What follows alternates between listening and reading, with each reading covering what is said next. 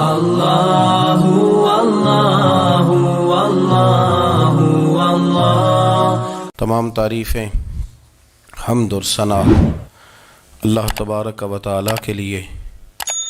درود و سلام نبی اکرم نور مجسم شفیع معظم احمد مجتبیٰ جناب حضرت محمد مصطفیٰ صلی اللہ تعالیٰ علیہ وسلم کی ذات والا صفات کے لیے حمد و صلات کے بعد، مسلمان کا یہ عقیدہ ہے کہ ہمارا خالق اللہ ہے، ہمارا مالک اللہ، ہمارا رازق اللہ۔ جب یہ ساری چیزیں، ساری عطائیں، ساری نعمتیں اللہ کی ہیں تو پھر مسلمان کی ساری توجہ بھی اللہ ہی کی جانب ہونی چاہیے۔ اسے کوشش کرنی چاہیے کہ وہ ہر معاملے میں، ہر مسئلے میں، ہر پریشانی میں اپنی توجہ اپنے رب کریم کی جانب مبذول رکھے۔ انسان جب اپنے علم پر بھروسہ کرنے لگتا ہے، یا اپنی عقل پر بھروسہ کرنے لگتا ہے، یا اپنے تعلقات پر بھروسہ کرنے لگتا ہے، یا اپنی دولت پر، مال پر، صحت پر، تو ایک بہت بڑے دھوکے کا شکار ہو جاتا ہے۔ اور انسان جب انسانوں پر بھروسہ کرنے لگتا ہے تو پھر اللہ تعالیٰ اسے بعض اوقات انسانوں کے سپرد کر دیتا ہے، انسانوں کے سپرد۔ اور بہت سارے ایسے لوگ بھی ہوتے ہیں جو رب کریم کو بھولتے ہیں اور وہ اپنی ساری توجہ انسانوں کی طرف، دنیا کی طرف، دنیا داروں کی طرف کر لیتے ہیں، تو اللہ تعالیٰ فرماتا ہے پھر میں انہیں یہ سزا دیتا ہوں کہ وہ مجھے بھولنے نکلے تھے تو میں نے انہیں ان کا اپنا آپ بھی بھلا دیا، اپنا آپ بھی۔ سورہ حشر کو دیکھیے گا، فرمایا وَلَا تَكُونُوا كَالَّذِينَ نَسُوا اللَّهَ فَأَنسَاهُمْ أَنفُسَهُمْ۔ ان لوگوں کی طرح نہ ہو جانا جنہوں نے اللہ کو بھلا دیا تو اللہ نے پھر انہیں ان کا اپنا آپ بھی بھلا دیا، انہیں اپنی بھی ہوش نہیں رہی، وہ ایسے مسائل میں گھر گئے، وہ ایسی آزمائشوں میں الجھ گئے، وہ ایسی دنیا داری کے اندر الجھے کہ انہیں اپنا بھی پتہ نہ چلا۔ اب تو ڈھونڈتا پھرتا ہوں اے اقبال اپنے ہی آپ کو، اب تو ڈھونڈتا پھرتا ہوں اے اقبال اپنے آپ کو، آپ ہی گویا مسافر، آپ ہی منزل ہوں میں۔ جب انسان خدا فراموش ہوتا ہے تو خود فراموش ہو جاتا ہے۔ ہمارا بڑے زمانے سے تکیہ ہے، کبھی امریکہ پر، کبھی یورپ پر، کبھی برطانیہ پر، کبھی مالداروں پر، کبھی اسلحے والوں پر۔ اس کا نقصان یہ ہوا کہ اپنا کوئی وجود نہیں رہا، اپنا کوئی نظریہ نہیں رہا، اپنی کوئی سوچ نہیں رہی۔ ایسے محسوس ہوتا ہے کہ کوئی منشور نہیں، کوئی دستور نہیں، لگام منہ میں ہے اور اس کا سرا کسی کے ہاتھ میں ہے، وہ جدھر چاہتا ہے ہمیں گھما لیتا ہے۔ اللہ فرماتے ہیں یوں نہ ہو جانا کہ تم رب کو بھلا دو اور پھر تمہیں اپنا آپ بھی بھول جائے۔ اولئک ھم الفاسقون، فرمایا یہ وہ لوگ ہیں جو نافرمان ہیں اللہ کے، یہ نافرمان ہیں۔ جب یہ نظریہ بن گیا، جب یہ ذہن بن گیا کہ پیدا اللہ نے کیا ہے، دینا اللہ نے ہے، عطا کرنے والا اللہ ہے، نوازنے والا اللہ ہے، تو پھر ساری توجہ دنیا داروں کی طرف رکھنا، میں اللہ والوں کی طرف توجہ رکھنے کا قائل ہوں، میں وہ سمجھتا ہوں، ہم اس چیز کے قائل ہیں، لیکن وہ بھی کوئی آستانہ ہے کہ جہاں حق مرشد کا نعرہ تو بڑا لگے پر رب کا نام ہی نہ سننے کو ملے۔ یہ بھی کوئی بات ہوئی کہ جہاں یہ تو نعرہ زور سے لگے کہ جیوے جیوے مرشد جیوے، لیکن استغفار کا درس ہی نہ ملے۔ جہاں ہر وقت یہ بتایا جائے کہ یہاں آ گئے تو بچ گئے، کیسے بچیں گے؟ میرے رسول پاک علیہ السلام کا دروازہ سب سے بڑا دروازہ ہے، حضور کا دروازہ سب سے بڑا دروازہ ہے، لیکن میرے دوستو یاد رکھنا، نبی پاک علیہ السلام نے بھی لوگوں کو جب رستہ دکھایا ہے تو رب کریم کا رستہ دکھایا ہے، اللہ کا رستہ دکھایا، اللہ کریم کا رستہ دکھایا، لوگوں کو رب کی طرف توجہ کرائی۔ میرے رسول کریم سید عالم صلی اللہ تعالیٰ علیہ وسلم نے لوگوں کی اللہ کی جانب توجہ کرائی اور لوگوں سے یہ کہا کہ وہ اپنے رب کریم کی جانب اپنا ذہن رکھیں، اپنی توجہ اپنے اللہ کی جانب مبذول کریں۔ میری بات کو اچھے طریقے سے سمجھیے گا، علم اللہ تبارک و تعالیٰ عطا کرتا ہے، تو اسے اللہ کی عطا ہی سمجھنا چاہیے۔ کچھ لوگوں کے پاس علم ہوتا ہے پر علم نافع نہیں ہوتا، وہ ٹامک ٹونجا مارتے رہتے ہیں ساری زندگی۔ علم کو اللہ کی عطا سمجھیں، اپنی عقل پر اپنے شعور پر زیادہ بھروسہ نہ سمجھیں، نظر اللہ پہ رکھیں۔ حضرت مولا علی شیر خدا کرم اللہ تعالی وجہہ الکریم سے کسی نے پوچھا تھا بڑا عالم کون ہوتا ہے؟ ہمارے ہاں تو اب وہ والے عالم پائے جاتے ہیں نا، اللہ ماشاءاللہ، جو ممبر پہ بیٹھتے ہیں تو دعوے ہی دعوے ہیں، ممبر پہ بیٹھتے ہیں تو دعوے ہی دعوے ہیں، اس طرح کے عالم ہمارے ہاں پائے جاتے ہیں۔ وہ ہر بات میں دعویٰ کرتے ہیں، میں یہ کر دوں گا، میں وہ کر دوں گا۔ یہ مزاج علماء کا نہیں۔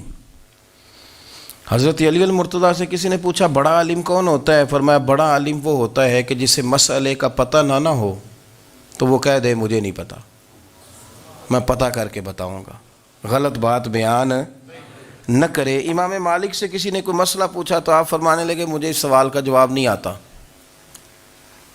ہمارے بزرگ سمجھاتے کیا ہیں؟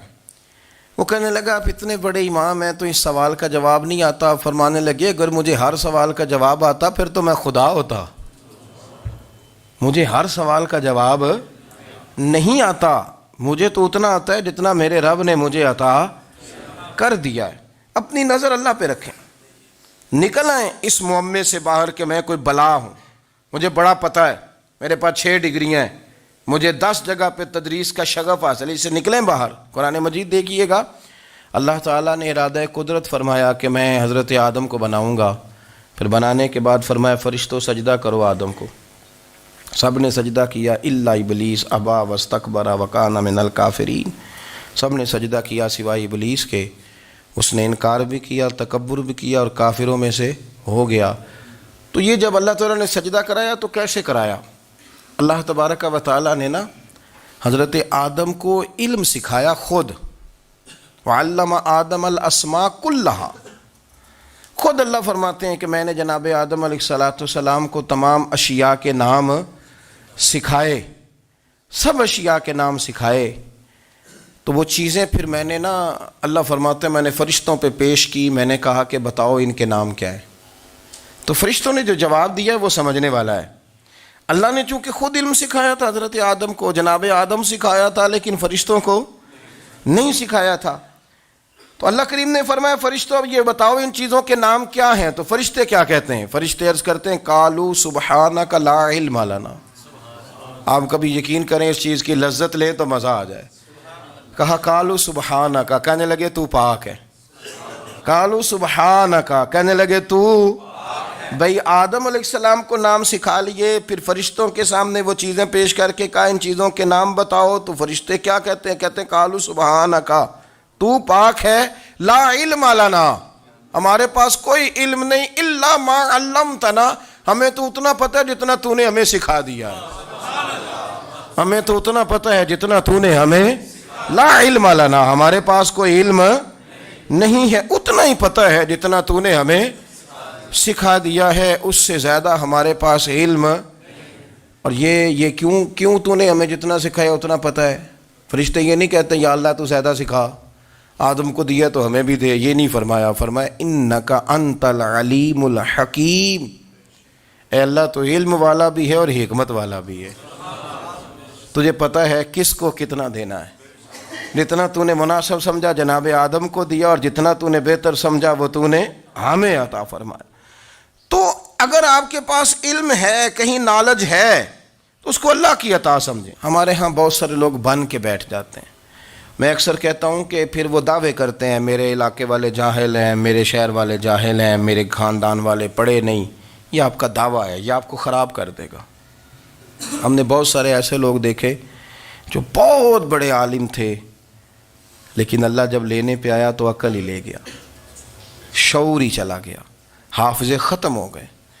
آپ دیکھتے ہیں بڑھاپے میں کچھ لوگ ایسے ہوتے ہیں کہ جن کو یہ بھی یاد نہیں رہتا کہ میرا نام کیا ہے، میں کہاں ہوں، مجھے کدھر جانا ہے۔ تو اس وقت سے اللہ کی پناہ مانگیں اور اپنی نظر اپنے رب کریم کی جانب رکھیں، اللہ کی جانب اپنی نظر کو مبذول رکھیں۔ دوسری بات، علم کے بعد ایک چیز آتی ہے جس کا نام ہے ہدایت، جس کا نام ہے تقویٰ، جس کا نام ہے پرہیزگاری، جس کا نام ہے عمل، عبادت، ریاضت، یہ بھی اسی وقت ہی نصیب ہوتی ہے جب میرا رب کریم نصیب فرما دیتا ہے۔ ہم نے نا نیکی کا اپنا اپنا سٹیٹس بنا لیا ہے، اپنا اپنا معیار بنا لیا ہے۔ کچھ لوگ کہتے ہیں کہ جناب مسجد میں سیمٹ کا توڑا دینے سے بہتر ہے کسی غریب کو آٹے کا تھیلا دے دو۔ اب اس نے اپنا مزاج بنا لیا نا نیکی کا، اس نے اپنا سٹیٹس بنا لیا ہے۔ میرا یہ سوال ہے کہ نبی پاک صلی اللہ تعالیٰ علیہ وسلم جب مدینہ شریف آئے تھے تو حضور نے سب سے پہلے غریبوں میں آٹا تقسیم کیا تھا کہ سب سے پہلے مسجد بنائی تھی؟ کیا عجیب لوگوں کا رنگ ہے، اپنی مرضی کی ہدایت، اپنی مرضی کا تقوی، اپنی مرضی کا معیار۔ مسجد کوئی بڑا چھوٹا خطیب بھی میری طرح کا ہو نا تو وہ مسجد میں بیٹھ کے جب نبی پاک کی بات کرتا ہے تو کہتا ہے میرے رسول پاک غریبوں کا سہارا بن کے آئے۔ وہ غریبوں کی بات کرتا ہے، مسکینوں کی، لاچاروں کی، کمزوروں کی بات۔ تو مسجد ہی تو وہ ادارہ ہے جہاں سے غریبوں کی بات ہو رہی۔ تو اب لوگوں نے غریب کو اور مسجد کو لڑانا شروع کر دیا، اس کو لڑاؤ کہ مسجد میں پیسے دینے سے بہتر ہے آپ غریب کو آٹے کا تھیلا دے دیں۔ آپ یہ کیوں نہیں کہتے کہ مسجد میں بھی آپ توڑا دیں ایک سیمٹ کا اور ساتھ غریب کو بھی خدمت کریں؟ یہ کیوں نہیں تقویٰ؟ اپنی اپنی مرضی کا مزاج، اپنی اپنی۔ کچھ لوگ کہتے ہیں چھوڑو جی، ساری زندگی انسان نماز پڑھتا رہے اور پھر گالیاں بھی دیتا رہے، بندہ داڑھی بھی رکھ لے اور جھوٹ بولنا بھی نہ چھوڑے۔ تو یہ آپ نے اپنے پاس سے تقوی کا معیار بنایا ہے۔ گالی دینے کا گناہ ہے اور داڑھی رکھنے کا ثواب ہے۔ تو اگر آپ داڑھی رکھے ہوئے ہیں اور آپ کوئی غلطی کر رہے ہیں تو اس سے آپ کی داڑھی کا ثواب ختم، اللہ کرے آپ کو سمجھ آئے میری بات کی۔ آپ کوئی غلطی کر رہے ہیں، داڑھی کا ثواب اس سے ختم، وہ اپنی جگہ پہ قائم ہے چیز۔ اپنی مرضی کا کیوں تقوی کا معیار بناتے ہیں؟ تقوی کا مزاج اپنی مرضی کا نہ بناؤ، اللہ کی بارگاہ سے دعا مانگو کہ یا اللہ ہمیں ہدایت کا نور عطا فرما، اللہ تو ہمیں رستہ دکھا، تو بتا کہ ہدایت کیا ہے۔ تو رب فرماتا ہے اللہ ولی الذین آمنوا، اللہ مومنوں کا مددگار ہے، یخرجہم من الظلمات الی النور، وہ انہیں اندھیروں سے نکالتا ہے اور نور کی طرف روشنی عطا فرماتا ہے۔ اندھیروں سے نور کی طرف اللہ لاتا ہے۔ اللہ ولی، اللہ مومنوں کا ولی ہے، وہ انہیں اندھیروں سے نور کی طرف نکالتا ہے۔ ہدایت ہمیشہ اللہ کی طرف سے سمجھے۔ جب وہ نماز کی توفیق دیتا ہے تو اپنے فضل سے دیتا ہے، جب وہ ذکر کی توفیق دیتا ہے تو اپنے فضل سے۔ ہم سمجھتے ہو جی فلانا نہیں پڑھ رہا بڑا بیوقوف ہے، فلانا نہیں پڑھ رہا، تو تم کیا اپنی عقل کے زور پہ پڑھ رہا ہے؟ میں جی اللہ کے فضل سے 2 سپارے پڑھتا ہوں، تو کس پہ احسان کرتے تو 2 سپارے پڑھ کے رویا کر۔ کہا اگر مالک تو بڑا قریب نہیں، بڑے لوگ ہیں جن کو پورا قرآن حفظ ہے پر انہیں پڑھنے کی توفیق نہیں، تو انہیں فضل کیا اور مجھے توفیق دے دی ہے پڑھنے کی۔ رویا کر، پڑھ کے رویا کر، راتی ساری کر کر زاری، او نیند اکھاں تھی توندے تے فجرے اوہی گناہگار کہاون سب تو نیوے ہوندے۔ مہربانی کریں، ڈریں، نیکی کریں تو پھر ڈریں، پھر احساس پیدا کریں، پھر اپنے اندر وہ کمزوری لائیں، کہیں توبہ توبہ مجھے تو پتہ ہی نہیں، تو جانتا ہی نہیں۔ حضرت سیدنا امام اعظم ابو حنیفہ رحمۃ اللہ تعالی علیہ کے ساتھ ایک شخص کہتا میں نے نماز پڑھی، تو عشاء کی نماز تھی۔ یہ جو لوگ بڑے ہوتے ہیں نا، جن کے پیار کرنے والے بڑے ہوتے ہیں، ان کے گرد خوف بھی بڑا ہی ہوتا ہے، انہیں بڑا ڈر لگتا ہے، بڑی بعض اوقات آزمائش ہوتی ہے ان کی۔ عشاء کی نماز کہتے پڑھی تو امام صاحب نے نا عشاء کی نماز میں تلاوت کی آیتیں فَمَن يَعْمَلْ مِثْقَالَ ذَرَّةٍ خَيْرًا يَرَهُ وَمَن يَعْمَلْ مِثْقَالَ ذَرَّةٍ شَرًّا يَرَهُ، فرمایا جو ذرہ برابر خیر کرے گا وہ بھی قیامت میں دیکھے گا، اور جو ذرہ برابر شر کرے گا وہ بھی قیامت میں اس شر کو دیکھے گا، اس کے سامنے آئے گا۔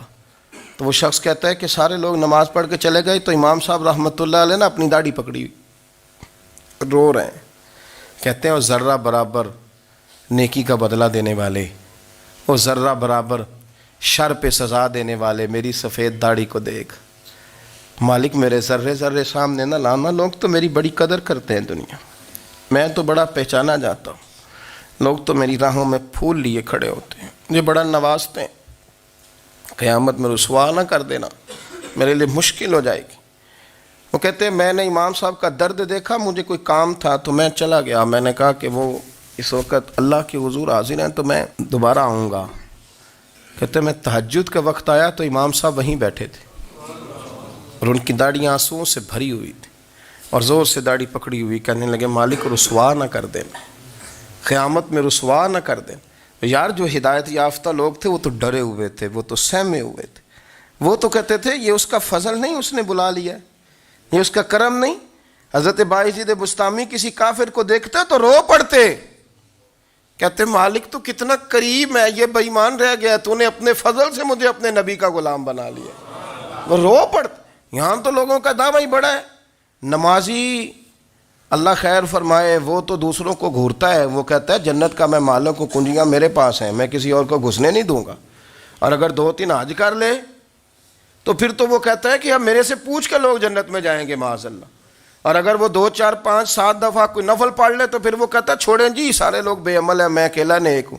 نہ ایسا کریں, اپنی توجہ اپنے رب پہ رکھیں, اپنی توجہ اپنے معین الملت والدین, عطائے رسول, ہند الولی, غریب نواز, خواجہ معین الدین چشتی, حضرت خواجہ اجمیر, شاہ اجمیر, والی ہندوستان. آخری عمر میں نا سارا دن روتے گزر جاتا, ساری رات روتے گزر جاتے, ذرا سی کوئی بات کرتا تو رو پڑتے, آنکھیں آنسوؤں سے بھری رہتی. کئی دفعہ آپ نے بھی پریشان ہو جاتے ہیں نا کہ یار تو ایک بات کی جان ہی نہیں چھوڑ رہا. تو خواجہ قطب الدین صاحب بختیار کاکی سے لوگوں نے کہا کہ آپ مرشد سے بات کریں, اتنا بھی تو نہیں نہ رونا چاہیے, ہر وقت اس کے آنسو کی کریے. عاشق دا کام ہی رونا تونا, تے بھی نہ رویو نہیں منظوری. یہ عاشق سدا ہی روندا رہندا ہے, پاویں وصل ہوئے تے پاویں دوری. ہر وقت رونے کا کیا مطلب ہے؟ تو خواجہ قطب صاحب کہتے ہیں میں قریب گیا تو میں نے پیر دبائے, میں نے کہا سونیا لوگ تو کچھ بھی نہیں کرتے, تو نے تو کمال کر دیا.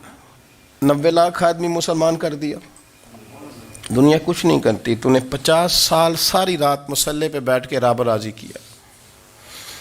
تو شہزادہ تھا, حضور کی اولاد تھا, لیکن معین الدین تیرا ایک پلاٹ بھی نہیں. تو نے طالب علم پالے, انہیں غریبوں کو دیا, انہیں نوازا, کوئی شے نہیں تیرے پاس, ہر چیز تو نے. ساری رات روتے ہو, سارا دن روتے ہو. تو خواجہ قطب الدین صاحب کہتے ہیں میں نے جب عرض کیا تو خواجہ صاحب مجھے گلے لگا لیا, چیخ مار کے روئے. کہنے لگے قطب الدین پتر داڑھی سفید ہو گئی, جانے کا وقت آ گیا. جو تو نے نیکیاں گنوائی ہیں وہ ہیں صحیح میرے پاس, پر یار کی بارگاہ میں پیش کرنے کے قابل ایک بھی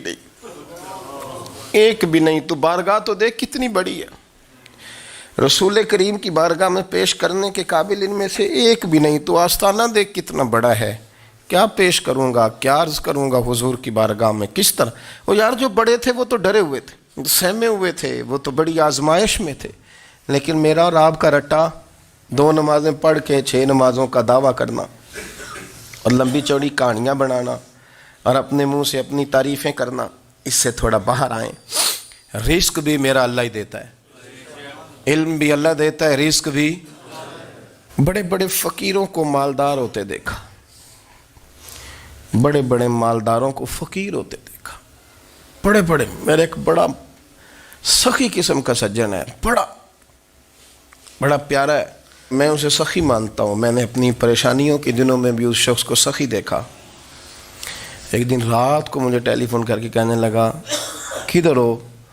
میں نے کہا میں گھر ہوں. نہیں اکثر سفر میں ہوتے ہو نا؟ اور میں نے کہا طبیعت کیسی ہے؟ ٹھیک ہے, بس حال چال پوچھنا تھا. میں نے سمجھائی, میں نے کہا یار یہ کوئی مسئلہ ہے, ورنہ رات کے 2 بجے کوئی حال پوچھنے کو فون تو نہیں نہ کرتا, کوئی مطلب ایسا تو مسئلہ نہیں نا. تو میں نے بیک کال کی, میں نے کہا یار میری بات سن, مسئلہ کیا؟ کہ نہیں کچھ نہیں دل کر رہا تھا. میں نے کہا میری گل سن, رہے ہیں اسی 4-5 سال کٹھے, میں تین جاننا, اصل بات کر. کہنے لگا مکان بھی بڑا ہے, سارا کچھ ٹھیک ہے, پر وہ بڑا ہی بے نیاز ہے. کچھ حالات اس قسم کے آ گئے ہیں کہ لوگوں کو بتاؤں بھی تو لوگ ماننے کو تیار نہیں. زیادہ نہیں, مجھے نا تھوڑے سے پیسوں کی ضرورت ہے, کوئی 15-20 ہزار اگر مل جائیں میری ضرورت. آپ یقین کریں میں روتا رہا ساری رات. میں نے کہا مہربانہ تیرا کس طرح کریں گے, اس سے لے کے زمانہ استعمال کرتا تھا, پر بے پرواہی ویکھ نہ سجڑ دی, جتھے کسے دی پیش نہ جاوے انہیں تاجا والے در در رولے تے منگتے ہیں تخت بٹھاوے. سجنا کسے نو کارا مل دئی کوئی کعبے خالی آوے. واللہ خیر الرازقین. وہ کہتے تو دائیں بائیں نہ جا، رزق تو تجھے میں دوں گا، میں ہوں بہتر رزق دینے والا. بڑے بڑے بادشاہ، بڑے بڑے شہنشاہ، بڑے بڑے لوگ، ہاتھوں میں کاسے، فقیریاں. ام ربیعہ کہا کرتی تھیں، بڑی نیک اور صالح خاتون تھیں. وہ کہتی ہیں کہ میں نا بڑے امیر آدمی کی بیوی تھی، اپنے شوہر کے ساتھ چھت پہ بیٹھی تھی تو نیچے فقیر مانگنے والا آیا. اس نے بڑے درد سے صدا کی تو میں نے اپنے شوہر سے کہا کچھ دے دیں. کہا دفع کر، ان لوگوں نے دھندا بنایا ہوا ہے. کہتی میں میکے سے بھی بڑا مال لے کے آئی تھی، میرے ماں باپ بڑے امیر تھے تو میں نے نا چوری اپنے خامہ سے نظر بچا کے باتھ روم جانے کے بہانے گئی اور نیچے جا کے 5 دینار میں نے اس فقیر کی ہتھیلی پہ رکھے. کہتے اس نے 5 دینار دیکھے، پھر میری طرف دیکھا تو میں نے اس کی آنکھوں میں آنسو چمکتے دیکھے.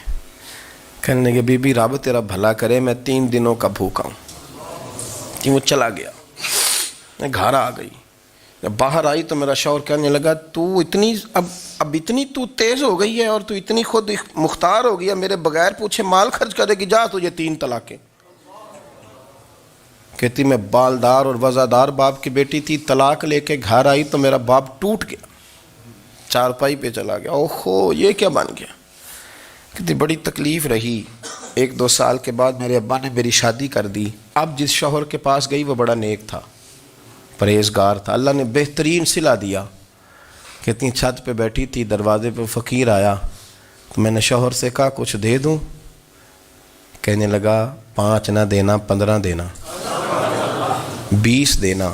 میں فقیر ہوں، میں نے فقر سے دولت دیکھی ہے، اسے خالی نہ لوٹانا. کہتی ہے کہ میں نیچے گئی اور جب میں نے اس کی طرف دینار بڑھائے تو میری چیخ نکلی، پیسے پھینک کے میں بے ہوش ہو کے گری. میرا شوہر نے آ کے اٹھایا، اندر لے گیا، پانی منہ پہ چھڑکا. کہنے لگا تجھے کیا ہوا؟ کہنے لگی یہ جو مانگنے آیا یہ میرا پہلا شوہر تھا، وہی تھا جو کہتا تھا کہ تو 5 دینار دے آئیے، جا تجھے 3 طلاقیں. پڑھو نا حدیث پاک. میرے نبی پاک علیہ السلام نے فرمایا ایک بندہ گنجا تھا. گنجا کوئی ترتیب آگے پیچھے ہو جائے تو مفہوم کے لحاظ سے، لیکن میں مفہوم اس کا واضح کرتا ہوں. ایک گنجا تھا، کوئی شے نہیں تھی، سر پہ بال بھی نہیں تھے، رویا کرتا تھا. اللہ تعالیٰ نے فرشتے کو بھیجا، تجھے کیا چاہیے؟ تو کہنے لگا بال آ جائیں اور تھوڑا مال آ جائے. فرشتے نے ہاتھ پھیرا تو بال بھی آ گئے تو بکریاں بھی آ گئیں، لائنیں لگ گئیں، مال ہی مال ہو گئے. دوسرے کے پاس گیا، وہ کوڑا تھا. اس کو جا کے کہا کیا چاہیے؟ کہنے لگا شفا ہو جائے اور کچھ اللہ تعالیٰ آسانی کر دے. شفا بھی ہو گئی، گائیں بھی دے دی، بھینسیں بھی دے دی، مال ہی مال ہو گئے. پھر ایک کے پاس گیا، وہ اندھا تھا، تجھے کیا چاہیے؟ اس نے کہا آنکھیں مل جائیں اور کچھ ساتھ اللہ مال دے دے. اونٹ ہی اونٹ ہو گئے.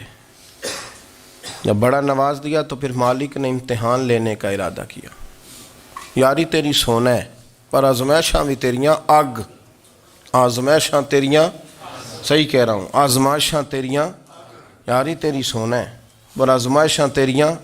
یہ سونا پرکھیا جامدائی پہلو نال لگاں دے لگ.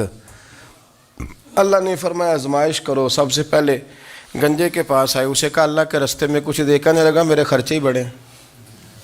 دیکھو تو صحیح کتنی مشکل میں وقت گزارتا ہوں، حال ہی کوئی نہیں. تو اس نے کہا میں نے تو سنا ہے تو گنجا اور بھوکا ننگا تھا. کہنے لگا میں تو جدی پشتی رئیس اعظم ہوں، تو یہ کس پاگل نے کہا ہے بھاگ جا؟ اس نے کہا اچھا جیسے تو تھا ویسے ہی ہو جائے. کھیت کھلیان اجڑ گئے، پھر سے گنجا ہو گیا. حضور علیہ السلام فرمانے لگے. پھر وہ اس کے پاس گیا جو کوڑا تھا، اسے کہا کچھ دے. کہنے لگا خرچے ہی بڑے. اب پوچھ لیں کسی امیر آدمی سے، کہے گا چکی کے نیچے ہاتھ ہے میرا، میرے سے زیادہ تو اب پریشان بندہ ہی کوئی نہیں. کیا بتاؤں آپ کو، اتنا ٹیکس ہے، اتنا جرمانہ ہے، فلانی شے، بڑا کچھ گنواتے ہیں لوگ. اس نے کہا میں نے تو سنا تو پہلے کوڑا تھا. اس نے کہا جا دوڑ جا، میں تو رئیس اعظم ہوں، دادا بھی پردادا بھی اور ساری نسل ہی. اس نے کہا اچھا جیسے تو تھا ویسے ہی ہو جائے. پھر وہ گیا اندھے کے پاس اور جا کے کہا اللہ کے نام پہ کچھ دے. تو کہنے لگا رب کے نام پہ؟ یہ کھڑے ہیں اونٹ، جتنے تیرے دل کرے لے جا. اس نے کہا کیا معنی اس بات کا؟ کہنے لگا یار تجھے کیا بتاؤں، میں تو اندھا تھا، میں نے تو کبھی دنیا دیکھی نہیں تھی، پھر اس کریم نے فضل کیا تو مجھے بڑا کچھ دکھایا. میں کیا بتاؤں, میرا دل کر رہا ہے کہہ دوں کہ پھر اس نے کعبہ دکھایا, پھر اس نے روضہ رسول دکھایا, پھر اس نے ریاض الجنہ کے سجدے دکھائے, پھر اس نے اپنے محبوب کے دروازے کی رونقیں دکھائیں. اس نے بڑا کچھ دیا, اس نے بڑا نوازا. میرے پاس تو شاید میں بدکار پرانا خادم, کسے در ملی نہ ٹوئی, اے واصف یار نے نظر جو کی تھی پھر واصف ہی ہوئی. یہ تو اس کا کرم ہوا. تو یہ وہ کہنے لگا تو اللہ کے نام پہ جان مانگ, میں وہ بھی دینے کو تیار. میرے پاس تو شے ہی کوئی نہیں تھی, مجھے تو اپنا پتہ ہے, میں تو کوئی شے نہیں تھا, کچھ نہیں تھا میرے پاس. یہ تو ان کا کرم ہے کہ رخ ان کا ادھر ہے, اور مختصر سی میری کہانی ہے, یہ جو بھی ہے ان کی مہربانی ہے. تو وہ کہنے لگا میں بھی کچھ لینے نہیں آیا تھا, تیری آزمائش ہی کرنے آیا تھا. تیری عزتیں بھی سلامت رہیں گی, تیرا مال بھی سلامت رہے گا, تیری شفا بھی. اپنی زندگی میں کبھی بھی اللہ کی بارگاہ سے توجہ ادھر ادھر نہ کریں. چھوڑیں لوگ کیا کر رہے ہیں, دنیا کیا کہہ رہی, کبھی بھی اپنی توجہ دائیں. ہمارا یہ مسئلہ بن گیا کہ ہماری سیاست ہے, ہماری دنیا داری ہے, ہم بندوں کو راضی کرنا چاہتے ہیں. ہم دیکھتے ہیں کون کس طرح, اور آپ یقین کریں آپ تھک جائیں گے, بندے راضی نہیں ہوں گے, وہ نہیں راضی ہوتے. آپ ان کو منا کے لائیں گے تو ادھر والے نکل جائیں گے, ادھر کو منائیں گے تو ادھر والے نکل جائیں گے. اس چکر سے باہر آئیں, اس رب کو راضی کریں جو فرماتا ہے ان الذین آمنوا وعملوا الصالحات سیجعل لهم الرحمن ودا. فرمایا تو ایمان لانے کے بعد نیک عمل کر, میں لوگوں کے دلوں میں تیری محبت پیدا کر دوں. رحمان لوگوں کے دلوں میں محبت ڈال دے گا, اللہ لوگوں کے دلوں میں. اپنی نظر ہمیشہ اپنے رب پہ رکھیں. اتنی لمبی چوڑی دنیا داروں سے امیدیں نہ وابستہ کریں. میں نے دیکھا ہے لوگ کا سالیسی کرتے ہیں, کبھی اس کے دروازے پہ کبھی اس کے دروازے پہ.